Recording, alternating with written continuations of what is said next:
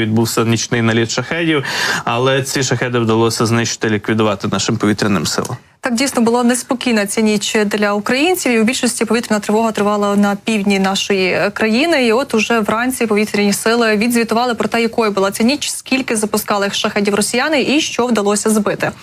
На щастя, усі 10 ударних БПЛА, які росіяни запускали, усі 10 наші повітряні сили збили. Кажуть, що загалом це були і шахеди цієї ночі наших повітряних силах, також кажуть, що вони випускали із території тимчасово окупованого Криму, а також були дві зенітні керовані ракети С-300, С-400 із Білгородської області, і знову ж таки у напрямку Харківщини, як традиційно завжди це роблять росіяни. Загалом кажуть у наших повітряних силах, що мобільні вогневі групи знищили усі 10 ударних БПЛА і знищували їх у межах Одеської, Миколаївської та Херсонських областей. І дякую за успішну роботу, подякував командувач повітряних сил генерал-лейтенант Микола Олещук. Тож, дійсно, лунали вибухи, так, була повітряна робота у небі, поки невідомо точно про усі наслідки, які були, тож десь ці уламки падали, десь ці шахеди приземляли у полях чи ще де-інде, але тим не менш усі 10 було знищено, і все, що росіяни запускали, все воно було знищено. Але, на жаль, все ж маємо деякі наслідки, і знову ж таки вони стосуються Харківщини, тому що росіяни не припиняють тероризувати саме Харківську область, саме місто Харків. І от вдарили цю ніч окупанти по житловій забудові. І от бачимо зараз з вами на фотографіях і на відео, що горить будинок, і станом на зараз відомо про одну постраждалу людину. Писали про це і мер Харкова Ігор Терехов, а також голова Харківської ОВА Олег Синігубов. Опублікували фотографії, бачимо, що це просто житловий дім, і от росіяни влучили туди однією з своїм видів озброєння. Що пише Синігубов, що за попередніми даними внаслідок удару пошкоджено саме приватний будинок, і от окупанти завдали удар по також Дергачах Харківського району. Знову ж таки, там також є якісь певні руйнування, але поки точно невідомо, що саме. Тож бачимо, що росіяни не припиняють обстрілювати як сам Харків, так і Харківську область кожного дня, і вдень, і вночі росіяни тероризують саме Харківщину. І от станом на цей ранок відомо про одного постраждалого, і от ту пожежу, яку ви бачили, вже вдалося станом на цей момент ліквідувати, але тим не менше наслідки все ще оцінюють. Тому ось така от ніч була в Україні. Бачимо дійсно добре, що наші повітряні сили справились абсолютно на 100%, знищено всі 10 шахедів.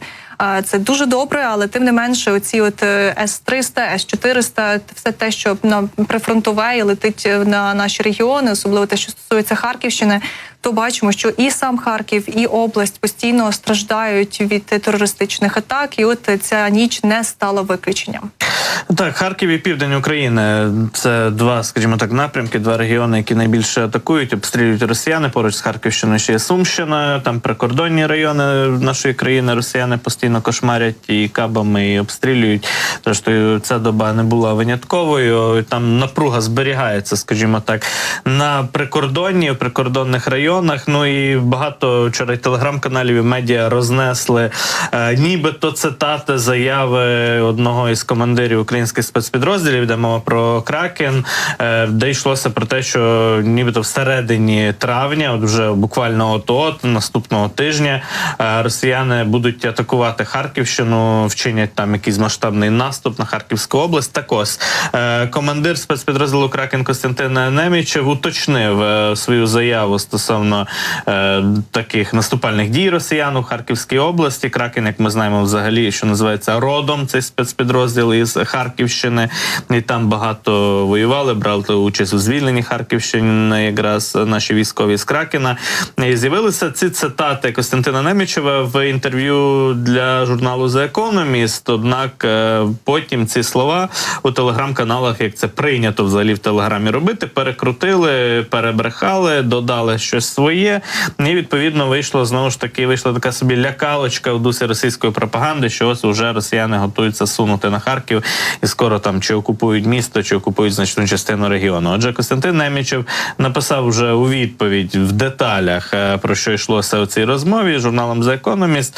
Ну і він каже, що от ці слова, які належать авторам цієї статті, так, тобто авторам, журналістам самого журналу The Economist, от приписали йому, хоча це просто припущення авторів про те, що близько 50 тисяч новомобілізованих російських окупантів збираються перетнути кордон на ділянці, яка розташована за 40 кілометрів від Харкова. І за одним зі сценаріїв, які самі журналісти The Economist там розглядають, посилаючись на якихось воєнних аналітиків, росіяни прагнуть ізолювати місто Харків, перерізавши головну дорогу на Київ. Зрештою, раніше вже росіяни прагнули це зробити на початку великого вторгнення навесні 22-го року, і нічого в них з того не вийшло. За іншим сценарієм, який журнал The Economist описує, росіяни пересунуться на 10 кілометрів ближче, східні околиці Харкова опиняться в зоні досяжності артилерії, і буде створено таку собі буферну зону для захисту Білгорода. Це теж все версії журналістів The Economist. Так, а про що говорив український військовий у цій статті? Він каже, ну ці слова про сценарії різноманітні, це взагалі не мої слова, мені їх приписали. Якщо зайти на сайт, на саму статтю журналу The Economist, подивитися, що я говорив, то йде мова, власне, про те, що на думку військового із Кракена, на думку командира цього спецпідрозділу, росіяни справді розглядають таку спробу, готуються до неї, до можливості вторгнути знов на територію Харківської області ближче до міста Харків, тому що не забуваємо, що бої тривають у Куп'янському районі зараз, це теж територія Харківщини, і там на північному сході цієї області далі пролягає лінія фронту.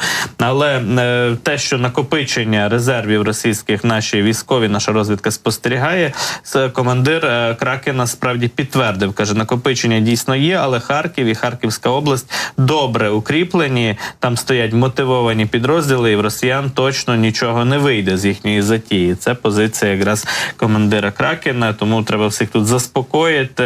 Наші військові тримають на контролі цю ситуацію, пильнують за нею, як і найвище воєнне командування, так і командири відповідних спеціальних підрозділів, які обороняють Харківщину, обороняли її більше 2 років, і взагалі ніхто не легковажить тими загрозами, які з боку Росії з'являються, це треба розуміти.